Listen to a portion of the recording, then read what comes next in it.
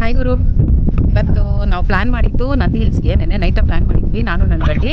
So ಬೆಳಗ್ಗೆ ನಾವು ಬಿಡುವಾಗ 3 ಗಂಟೆ ಆಗಿತ್ತು ಬ್ಯಾಂಗ್ಳೂರಿಂದ. ಅಲ್ಲಿಂದ ಇಲ್ಲಿ ನಾವು ರೀಚ್ ಆಗೋಷ್ಟರಲ್ಲಿ 5:30. ಸೊ ಕ್ಲೋಸ್ ಮಾಡಿದರು ಗೇಟು. ಓಪನ್ ಆಗೋದು 6 ಗಂಟೆಗೆ ಓಪನ್ ಮಾಡಿದರು. ಅಲ್ಲಿಂದ ಬಂದು ಟಿಕೆಟ್ ತಗೊಂಡು ಮೇಲೆ ನಡೆದು ಬಂದು ನಾನು ನನ್ನ ಬಡ್ಡಿ ಸನ್ರೈಸ್ನ ಶೂಟ್ ಮಾಡ್ತಾಯಿದ್ವಿ. ಜೊತೆಗೆ ಇಲ್ಲಿನ ಕೂಲ್ನೆಸ್ಸು, ಬ್ರೀಸ್ನೆಸ್ಸು, ಈ ಸಮ್ಮರ್ಗೆ ನಂದಿ ಹಿಲ್ಸ್ಗೆ ಬರೋದು ಒಂದು ಒಳ್ಳೆ ಎಕ್ಸ್ಪೀರಿಯೆನ್ಸ್. ಸೊ ನೆಕ್ಸ್ಟ್ ವೀಕ್ ನೀವು ಪ್ಲ್ಯಾನ್ ಮಾಡಿ ವೀಕೆಂಡ್ಸ್ಗೆ ಬನ್ನಿ, ಎಂಜಾಯ್ ಮಾಡಿ. ಬೆಂಗಳೂರಲ್ಲಿ ಇದೊಂದು ಫೇಮಸ್ ಸನ್ರೈಸ್ ಪಾಯಿಂಟು ನೋಡಿ. ನಮ್ಮ ಥರ ಬೇಕಾದಷ್ಟು ಜನ ಬಂದು ಸನ್ರೈಸ್ ವ್ಯೂ ಮಾಡ್ತಾಯಿದ್ದಾರೆ. ಮುಂಚೆ ಒಂದು ಸ್ವಲ್ಪ ವರ್ಷಗಳ ಹಿಂದೆ ನಾನು ಸಣ್ಣವಳಿರುವಾಗ ತುಂಬ ಚೆನ್ನಾಗಿತ್ತು ಪ್ಲೇಸು, ಕಾಮಾಗಿ ತುಂಬ ಚೆನ್ನಾಗಿತ್ತು. ಈಗ ಹೆಂಗಾಗ್ಬಿಟ್ಟಿದೆ ಅಂದರೆ ಇದು ಕ್ರೌಡೆಡ್ ಪ್ಲೇಸ್ ಆಗಿಬಿಟ್ಟಿದೆ. ಒಳ್ಳೆ ಮಾಲಲ್ಲಿ ಹೆಂಗೆ ಜನ ತುಂಬಿರ್ತಾರೋ ನಂದಿ ಹಿಲ್ಸಲ್ಲೂ ಹಾಗೆ ಜನ ತುಂಬಿರ್ತಾರೆ. ಯಾಕಂದರೆ ಎವ್ರಿ ಒನ್ ನೀಡ್ ಒಂದು ಲೈವ್ಲಿನೆಸ್ಸು ಅಥವಾ ಒಂದು ಪ್ರಶಾಂತತೆ ಬೇಕು ಅಂತ ಎಲ್ರಿಗೂ ಅನಿಸುತ್ತೆ. ಸೊ ಹಾಗಾಗಿ ಇದು ಕ್ರೌಡೆಡ್ ಪ್ಲೇಸ್ ಆಗ್ತಿದೆ. ನೀವು ಬನ್ನಿ, ಅದರಲ್ಲೂ ಇವತ್ತು ಸಂಡೇ ಅಲ್ವಾ, ನೀವು ನಿಜವಾಗ್ಲೂ ಆ ಸನ್ರೈಸ್ ವ್ಯೂ ಮಾಡಬೇಕು ಅಂದರೆ ಯು ಹ್ಯಾವ್ ಸಂಡೇ, ವೀಕೆಂಡ್ಸ್ ಬಿಟ್ಟು ವೀಕ್ ಡೇಸಲ್ಲಿ ಬನ್ನಿ, ಕ್ಯಾನ್ ಎಂಜಾಯ್ ಲಾಟ್.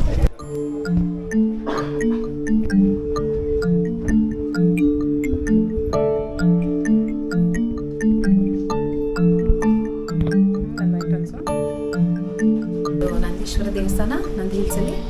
ಈ ಸ್ವಚ್ಛತೆಯನ್ನು ಕಾಪಾಡಿ, ಸೈಲೆನ್ಸನ್ನು ಕಾಪಾಡಿ. ಇಲ್ಲಿ ಒಂದು ಗಲಾಟೆ ಮಾಡಿಬಿಡಿ, ಸೈಲೆಂಟಾಗಿ ಬಂದು ದೇವ್ರ ಕೊಡ್ತಾನೆ ಮಾಡಿ.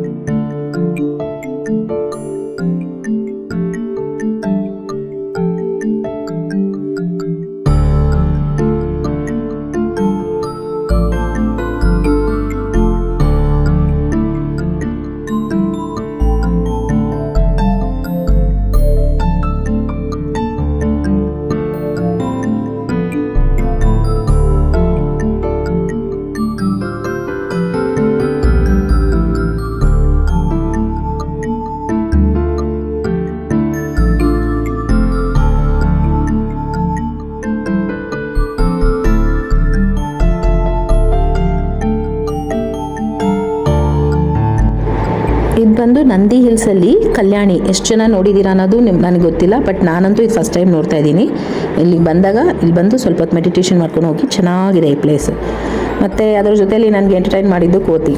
ಯಾವಾಗಲೂ ಮಂಗನಿಂದ ಮಾನವ ಅಂತಾರೆ, ಬಟ್ ಇಲ್ಲಿ ಮಾನವನಿಂದ ಮಂಗ ಆಗಿದ್ದೀವಿ ನಾವೆಲ್ಲ.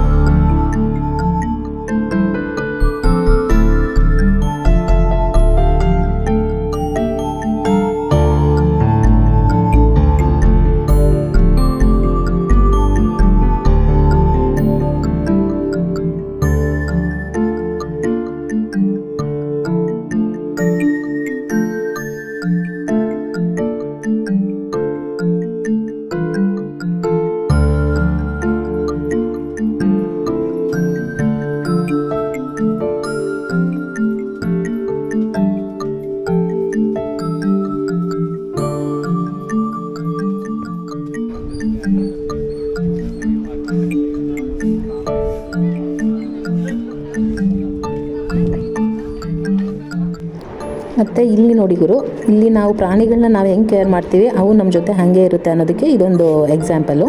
ನಾನು ಫ್ರೂಟ್ಸ್ ತಿಂತಾಯಿದ್ದೆ, ಬಂದು ಅದು ನನ್ನ ಜೊತೆ ಶೇರ್ ಮಾಡ್ತು. ಎಲ್ಲ ಹೇಳ್ತಾರಲ್ಲ, ಅಯ್ಯೋ ಹಂಗೆ ಮಾಡಿಬಿಡುತ್ತೆ ಪ್ರಾಣಿಗಳು, ಹಿಂಗೆ ಮಾಡಿ. ಯಾವತ್ತೂ ಯಾರೂ ತೊಂದರೆ ಮಾಡಲ್ಲ. ಯಾವಾಗವರೆಗೂ ನಾವು ಅವ್ರಿಗೆ ತೊಂದರೆ ಮಾಡಲ್ಲ, ಅವು ನಮಗೆ ತೊಂದರೆ ಮಾಡಲ್ಲ. ಸೊ ನೀವು ಇಂಥ ಪ್ಲೇಸ್ಗಳಿಗೆ ಹೋದಾಗ ಕೋತಿಗಳಿಗೆ ಏನಾದರೂ ತಿನ್ಲಿಕ್ಕೆ ಕೊಡಿ. So they will feel happy.